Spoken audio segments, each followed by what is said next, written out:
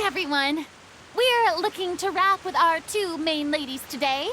I can already smell our success. What do you mean, looking to wrap?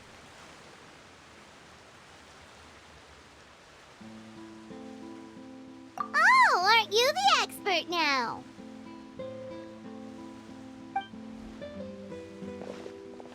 This upcoming scene is the two musketeers' final confrontation with the Baron. There will be quite a bit of action, but no choreography beyond what we've already rehearsed. Anyway, get ready. Lights, camera, action! The view is beautiful tonight. It reminds me of that fateful night 10 years ago. And now that I've said it, I can even make out the faint fragrance of herbal tea in the air. Enough, villain! It's time that you pay for the death of our mother! My dear Iris, have you forgotten your manners? How can you speak like this to your own father? I'd sooner swallow all of my teeth than call you father. What did I expect? Seems the daughters have turned out to be just as obstinate as their foolish mother. In this world, Mora and status is everything.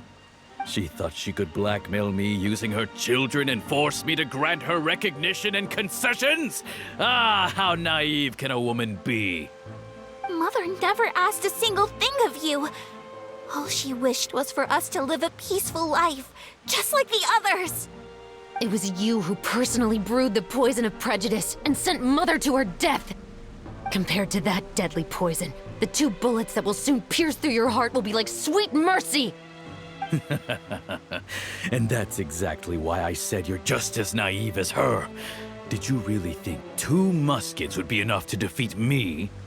So let's see. What is stronger?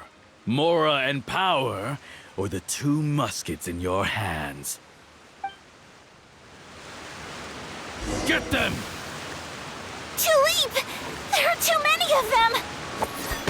It'll be okay. We'll cover each other, Iris. And Mother will be watching over us, too.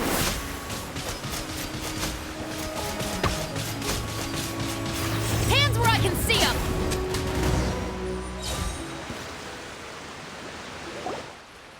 You've lost.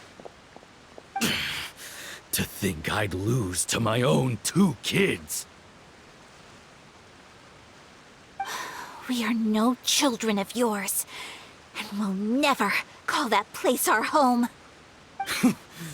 Then tell me, what did you do all this for? You lost your mother, and will soon kill your father as well. What will you gain in the end, other than sentences for your crimes? We will gain our long-awaited justice.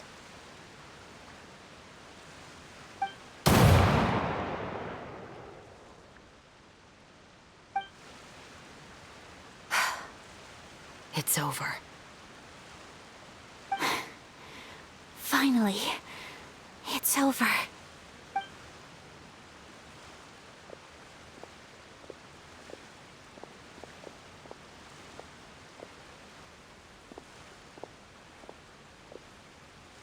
So, where will you go now, Tulip?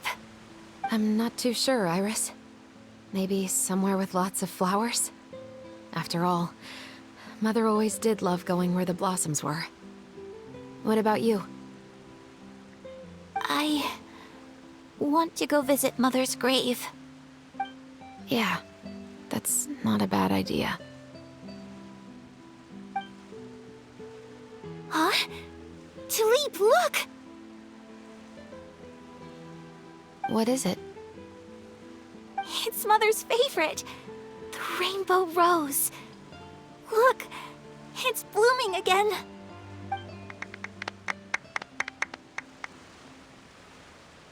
Excellent! That was beyond mesmerizing. Even I didn't expect this scene to go so well. And we got it in a single take.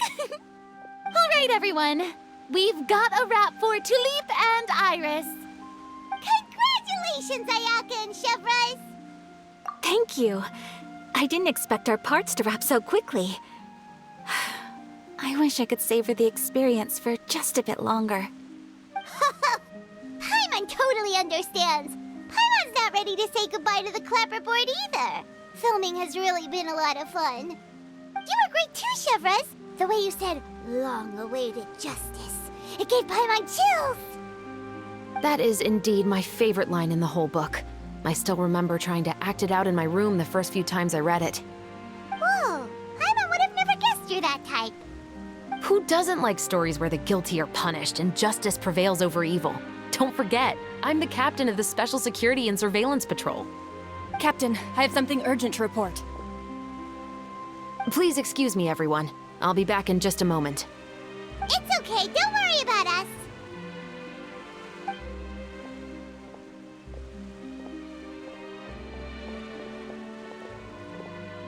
Oh? Was she whisked away by work already? I was just about to tell her how great she did. It seemed like some urgent official business. Then perhaps we should thank the stars that we were able to wrap both of your parts so quickly today. Switching around the filming schedule would have been a real pain. Anyway, I actually came over to let everyone know that we're all done for today. You can go home and get some rest.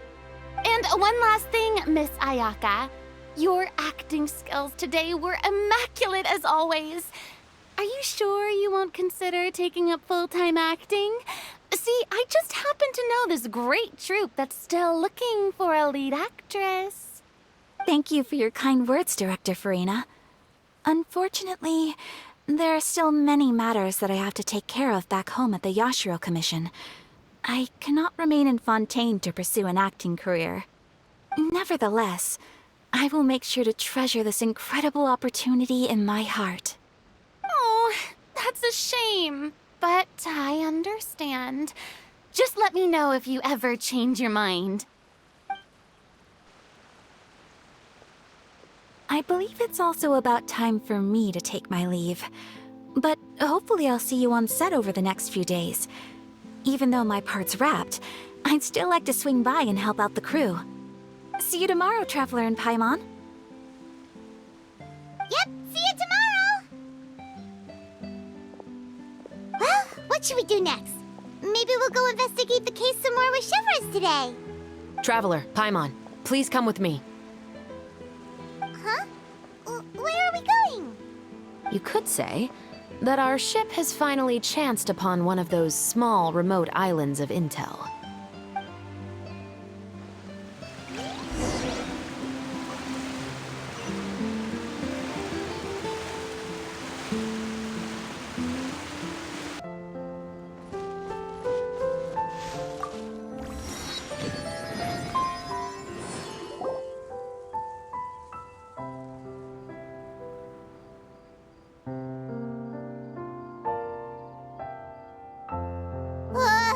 Paimon's exhausted.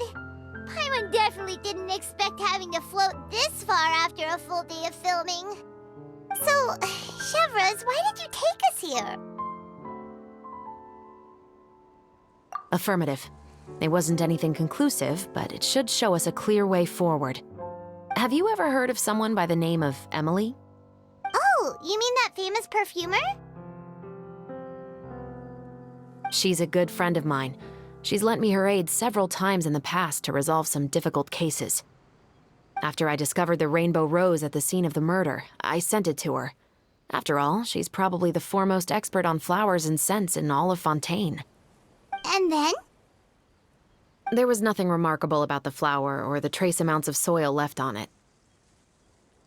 But according to Emily, the rainbow rose left by the killer was derived from a very rare cultivar. Huh. Paimon didn't know that there were different varieties of rainbow rose. Paimon just thought they grew everywhere in the wild. Flowers that are deliberately cultivated will always show some different features from those that bloom in the wild. We already knew that the rose left at the scene belonged to a special cultivar, but with Emily's expertise, we were able to pinpoint the place where it was first picked from. Oh, Paimon gets it now. So whoever first planted that rainbow rose was probably the killer.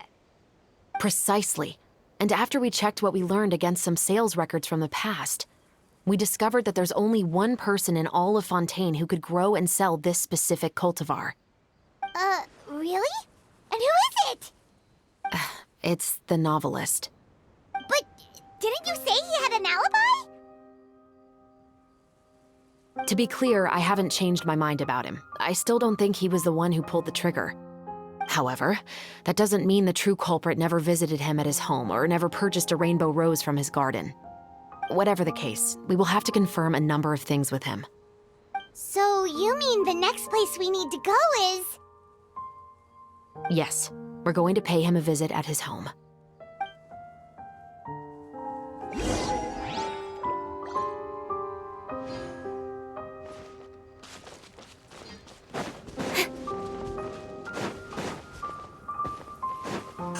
Incoming.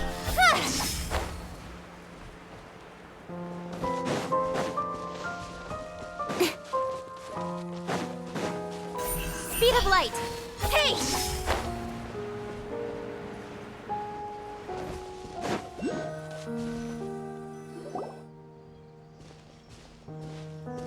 That should be his house. There are so many Gardamex stationed around the place. That's pretty unusual, right? According to what he told me last time we spoke, he hired them so he won't be harassed or disturbed. Huh. So there are a lot of flowers in his garden, but Paimon doesn't think we'll be able to pick one without alerting the Gardamex. Right, which is exactly why I think there has to be a special connection between him and the killer. So, should we knock? Just wait here for now. I'd like to take care of a number of those Gardamex first. But they're so far away. How are you planning to do that? Don't forget, Paimon, I'm actually the real-life captain of the Musketeers.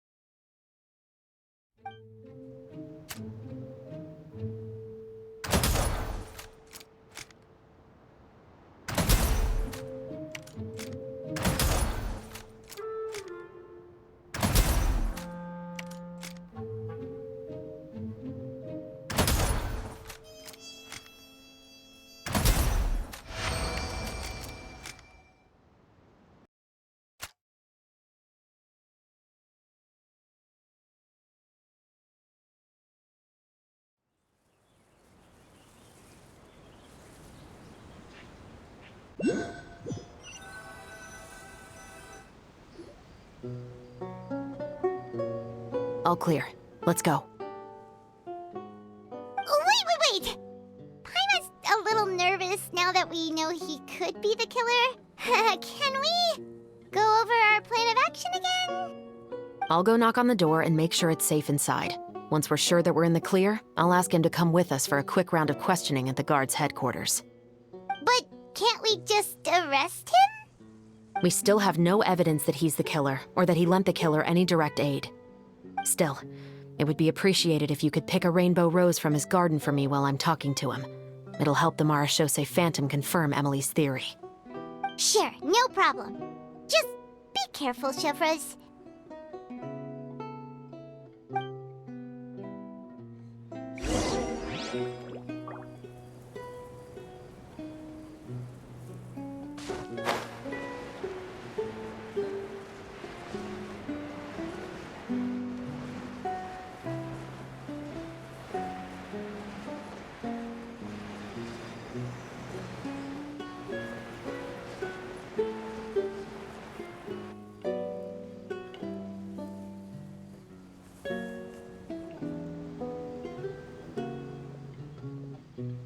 Excuse me, Mr. Baptiste, are you home? Who could it be at this hour? Oh, it's you, Officer Shavras. Would you mind accompanying me to the guard's headquarters, Mr. Baptiste? We would like to ask you some questions about a case. Oh, is it still regarding the murder case from before? I cannot confirm or deny that at this time. So it is then. Listen, I need you to come with me, Mr. Baptiste. Miss Shavras, I'll save you the trouble. Oh, and you two over there? There's no need for you to pick my flowers either. It's not time for them to bloom yet. Oh! Okay.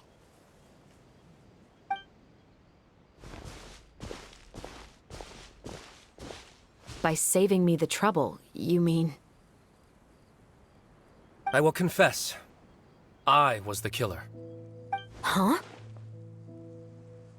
He just admitted he's guilty! Please relax, everyone. I'm not armed. The musket you're looking for has been buried in my backyard. Then it's my responsibility to inform you, Mr. Baptiste, that everything you say right now will be used as evidence for the inevitable trial. Yes, I am perfectly aware of that. I must say, I hate this feeling. Oh? Is it because I confessed? Or because you've been proven wrong? Both, I suppose. For the same reason as the one I wrote out in my novel, of course. I did it to exact revenge. I know you haven't figured out the link between the two of us. Had you done so, I'd have been taken away to the headquarters a long time ago. But that won't stop me from always remembering his grotesque face. After all, he was the one who killed my mother. Your mother is still healthy and well. You know, I was adopted as a child. I was referring to my birth mother. That was never recorded in the orphanage's records. Please forgive a 6-year-old child for concocting some lies to protect himself after watching his mother die right in front of him. So, your novel, it was like a record of your life? No, of course not. It was a work of fiction with many embellished parts. But I am indeed the illegitimate son of a wealthy and influential man who abused his power to murder my mother. That part was 100% real. But the man you killed didn't have a Mora to his name. He was a hired assassin, an irredeemable beast who sank his fangs into a defenseless woman just for a few bags of Mora. But if that's really the truth, you wouldn't be telling us any of this now. You still haven't managed to take revenge against your father, the true mastermind behind it all. I never thought I'd hear that kind of thing from the captain of the Special Security and Surveillance Patrol. I'm simply skeptical about your motives. It's simple, really. I've grown tired of everything and don't want to shoulder this burden anymore. You may have considered me too soft to pull the trigger. Well, as it turns out, you are exactly right. I've become overwhelmed by the aftermath of the murder. So you're going to call a stop to your revenge, just like that? The true mastermind is too rich and too powerful for me. I've accepted that I will never be able to avenge my mother alone. And so what? The characters in your book never gave up. Now, Officer Shavras, I'm the one who has killed a man, aren't I? Are you trying to convince me to commit another crime? What's your father's name? How do you plan to prove the veracity of all of your claims? Well, I'd like to speak with you privately. Sure. Why don't we speak privately at the guard's headquarters? No, it has to be here. I must ensure that we won't be overheard. Fine. Let's talk here. When I said won't be overheard, I meant by anyone. I would like to speak with you and you alone.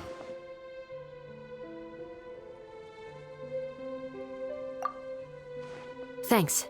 I appreciate it.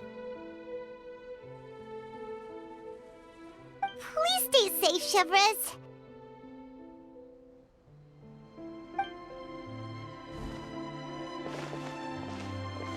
All right, let's hear it. Will you really believe what I'm about to say? Well, that depends on what you're going to tell me. Fair enough. Fair enough. Then listen closely.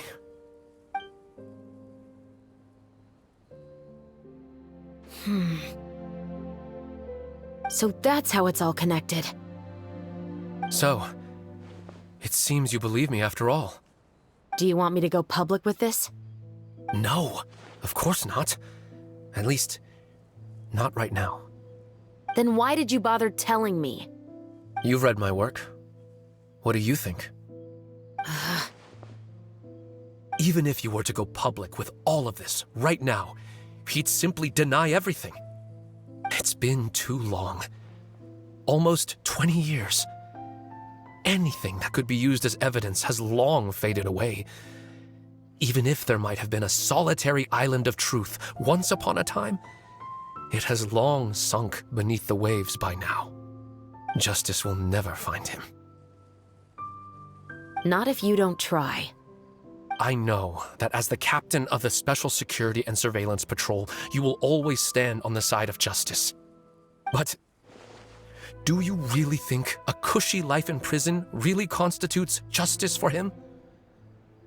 I bet he could lead an extremely comfortable life in the fortress of Meripede. What are you trying to say? I've been observing you from a distance. Your portrayal of the musketeer was exquisite. Pull the trigger of justice against him. Let the villain get what he deserves. You want me to let you go so you may complete your revenge? No, Officer Chavras.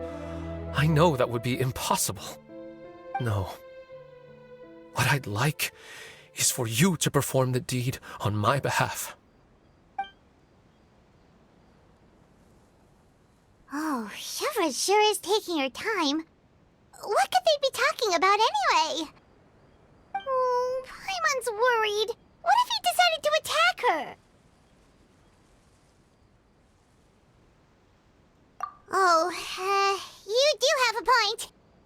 Still, do you have any idea who the rich person might be? And why the novelist doesn't want us to hear what he's saying to Chevres? Sorry to keep you waiting, you two. Hey, how did your talk go?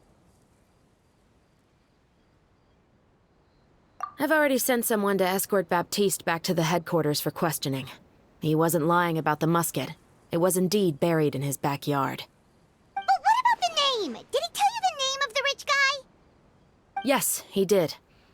But for now, I have to return to the Special Patrol. There are still a few loose ends I need to tie up.